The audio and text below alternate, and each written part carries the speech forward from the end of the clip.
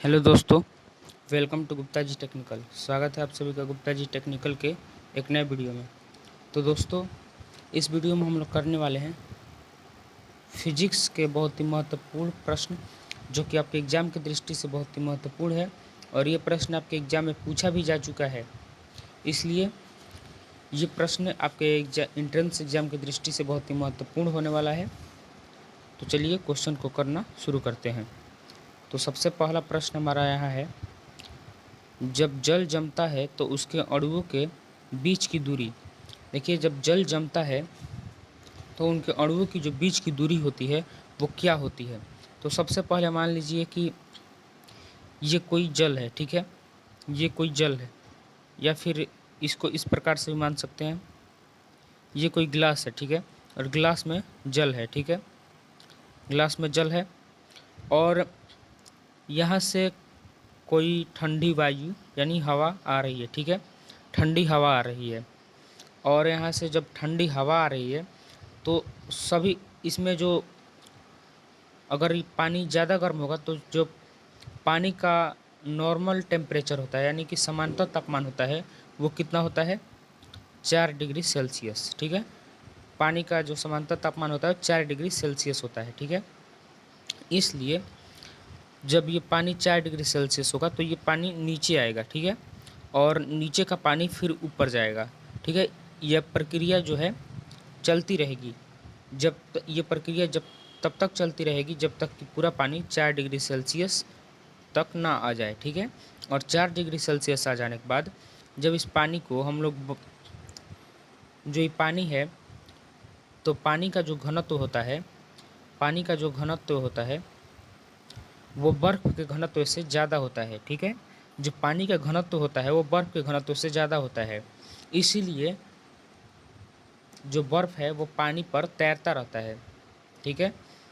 अगर हम लोग बर्फ़ के टुकड़े को अगर पानी में डालेंगे तो पानी पर तैरते रहेगा, क्यों? क्योंकि जो जल का घनत्व है वो बर्फ़ के घनत्व से क्या है, ज़्यादा है। इसलिए जिसका भी घनत्व ज़्यादा रहेगा उसके अणुओं के बीच की जो दूरी है वो कम होती है और जिसका घनत्व कम होता है उसके अणुओं के बीच की दूरी ज़्यादा होती है। इसीलिए जब जल जमता है तो उनके अणुओं के बीच की दूरी क्या होती है, बढ़ती है। यानी option number B is right answer, ठीक है। चलिए आगे बढ़ते हैं। तो अगला प्रश्न है, किसी वस्तु का तापमान बढ़ाने पर उसके अणुओं की गतिज ऊर्जा। देखिए, किसी वस्तु का तापमान बढ़ाने पर उनके अणुओं की जो गतिज ऊर्जा होती है वो क्या होती है। तो अगर हम किसी भी वस्तु का तापमान बढ़ाते हैं तो उनके अणुओं की जो गतिज ऊर्जा होती है वो बढ़ जाती है। यानी option number A is right answer, ठीक है। जैसे मान लीजिए यहाँ पे, मान लीजिए ये कोई आग जल रहा है, ठीक है, और यहाँ पे मान लीजिए कि रोटी बनाने वाला मान लीजिए तवा रखा हुआ है, ठीक है, और अगर और एक यहाँ पे नीचे तवा रखा हुआ है, तो और ये तवा जो है गर्म है और ये ठंडा है। अगर हम इस पे पानी डालेंगे तो कुछ नहीं होगा, लेकिन इस पे पानी डालेंगे तो ये भाप बन के उड़ जाता है। तो इससे हम लोग कह सकते हैं कि जब वस्तु का तापमान बढ़ता है तो उसके अणुओं की जो गतिज ऊर्जा होती है वो बढ़ जाती है, और जब ठंडी रहती है तो उनके अणुओं के बीच की गतिज ऊर्जा क्या होती है, कम होती है। इसलिए option number A is right answer. चलिए आगे बढ़ते हैं। तो अगला प्रश्न है, किसी गैस की प्रति लीटर गतिज ऊर्जा 30 जूल है तो गैस का दाब होगा। देखिए, किसी गैस की प्रति लीटर की गतिज ऊर्जा क्या है, 300 जूल है, तो गतिज ऊर्जा का दाब क्या होगा। तो 300 जूल है तो गतिज ऊर्जा का दाब हो जाएगा 2 × 10 न्यूटन मीटर स्क्वायर, 2 × 10 न्यूटन प्रति मीटर स्क्वायर, ठीक है। आगे बढ़ते हैं। तो अगला प्रश्न है, किसी गैस का दाब बराबर होता है, कोई भी गैस का दाब जो होता है बराबर होता है कब। तो किसी गैस का दाब जो होता है बराबर होता है तब जब एकांक आयतन में सब अणुओं की संपूर्ण गतिज ऊर्जा के बराबर हो, क्या हो, बराबर हो। इसलिए option number B is right answer. किसी गैस का दाब बराबर होता है एकांक आयतन में सब अणुओं की संपूर्ण गतिज ऊर्जा के बराबर, ठीक है। Option number B is right answer. आगे बढ़ते हैं। अगला प्रश्न, एक लंबे समयांतराल में ली गई गैस के एक अणु की औसत गतिज ऊर्जा। यहाँ पे क्या लिखा हुआ है, एक लंबे समयांतराल में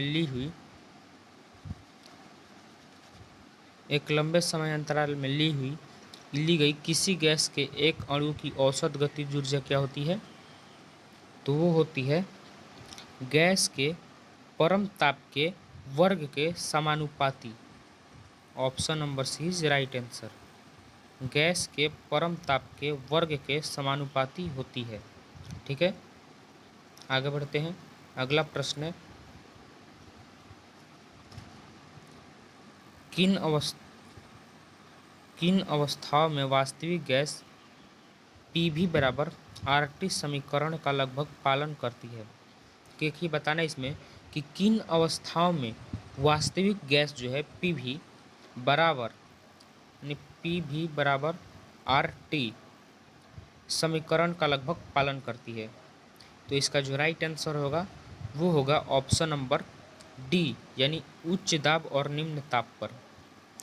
पीवी बराबर आरटी जो समीकरण है वो कब पालन करती है?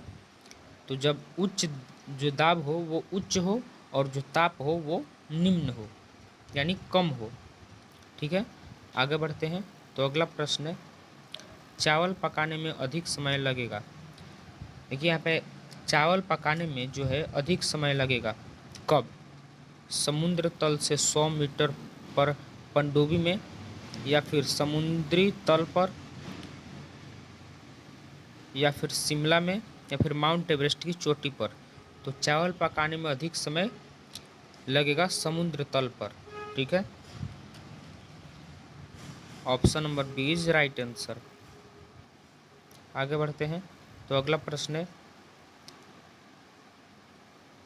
ये एक ही क्वेश्चन दो बार रिपीट हो गया है। तो यहाँ पे अगला प्रश्न है, 27 डिग्री सेल्सियस की अपेक्षा किस ताप पर गैस की गतिज ऊर्जा आधी हो जाती है?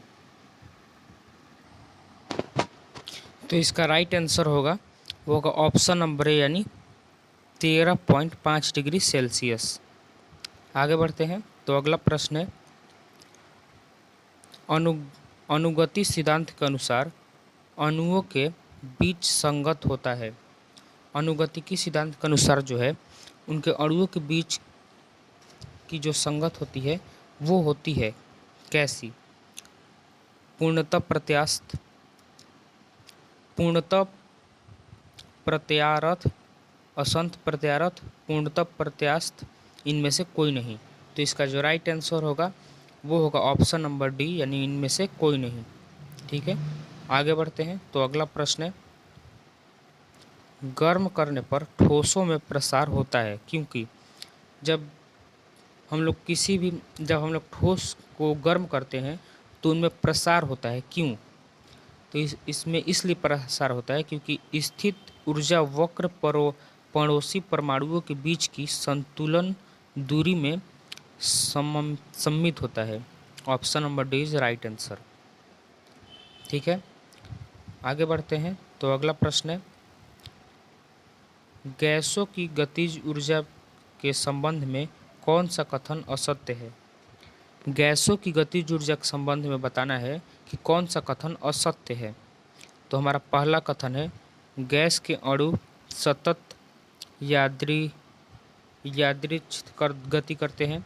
ऑप्शन नंबर बी है, गैस के अणु लगातार अप्रत्याशित रूप से टकराते हैं। ऑप्शन नंबर सी है, टक्कर के अलावा अन्य किसी समय अणुओं के मध्य कोई बल कार्य नहीं करती। और ऑप्शन नंबर डी है, अणुओं से टक्कर लगने वाला समय बहुत कम होता है। तो इसका जो राइट आंसर होगा वो होगा ऑप्शन नंबर बी, यानी गैस के अणु लगातार प्रत्यास्थ रूप से टकराते हैं।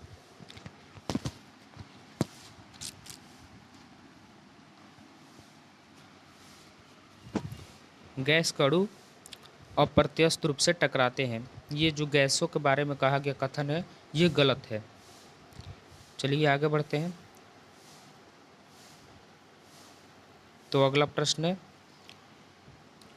एकांक आयतन की गतिज ऊर्जा ई में परस्पर संबंध है। बताना है एकांक आयतन की गतिज ऊर्जा ई में परस्पर संबंध है क्या? तो इसका जो राइट आंसर होगा वो होगा डी, ऑप्शन नंबर डी, यानी P बराबर 2/3 E। ठीक है, आगे बढ़ते हैं। तो अगला प्रश्न है हमारा, ऑक्सीजन तथा हाइड्रोजन समान ताप पर है, ऑक्सीजन के अणु का गतिज ऊर्जा हाइड्रोजन के अणु की गतिज ऊर्जा के होगी। जो ऑक्सीजन तथा हाइड्रोजन समान ताप पर होता है तो ऑक्सीजन के अणु का गतिज ऊर्जा हाइड्रोजन के अणु की गतिज ऊर्जा की कितनी गुनी होती है? तो इसका जो राइट आंसर होगा वो होगा ऑप्शन नंबर सी, यानी बराबर होती है। क्या होगा? ऑप्शन नंबर सी, यानी बराबर होती है। आगे बढ़ते हैं। तो अगला प्रश्न है, यदि गैस का आयतन स्थिर बनाए रखा जाए तो ताप में बढ़ का दाब, यानी यदि गैस का आयतन जो है स्थिर बनाए रखा जाए तो जो ताप के बढ़ का दाब होगा, यानी जो दाब बढ़ के होगा वो कितना हो क्या होगा? स्थिर बना रहेगा, बढ़ेगा, घटेगा, या फिर बढ़ेगा घटेगा, या गैस की प्रकृति पर निर्भर करेगा। तो इसका जो राइट आंसर होगा वो होगा ऑप्शन नंबर बी, यानी बढ़ेगा। तो गैस का आयतन स्थिर बनाए रखा जाए तो बढ़ का जो दाब होगा वो क्या होगा? बढ़ेगा। अगला प्रश्न है, आणविक गति की ऊर्जा जिस रूप में प्रकट होती है वो है। जो आणविक गति की ऊर्जा जिस रूप में प्रकट होती है वो क्या है? ऊष्मन, यानी option number C is right answer. तो दोस्तों आज की वीडियो में बस इतना ही, मिलते हैं नेक्स्ट वीडियो में, तब तक के लिए धन्यवाद।